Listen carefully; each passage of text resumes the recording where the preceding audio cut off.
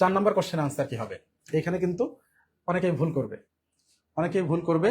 সবাই চেষ্টা করবেন একটু খাতা কলম নিয়ে বসে নিজেদের মতো করে সলভ করে অঙ্কগুলো সলভ করার জন্য। সবাইকে বলবো একটু শেয়ার করে দেওয়ার জন্য, যেন সবার কাছে এই ক্লাসটি পৌঁছায়। ঠিক আছে, ওকে। এখন আমরা এখানে দেখুন আমাদের একটা পার্ট আছে। পার্টটা কি? এতটুক একটা পার্ট আছে, তাই না? কেন পার্ট আছে? তার কারণ হচ্ছে আমরা একটা নিয়ম জানি, বদমাস।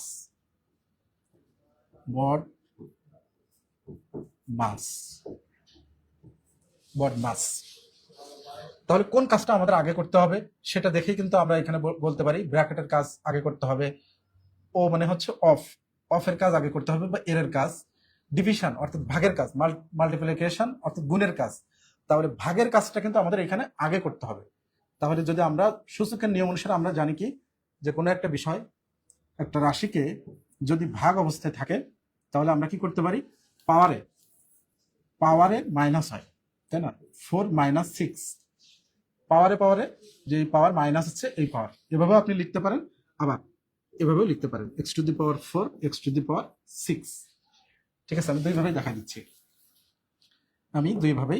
দেখা দিচ্ছি।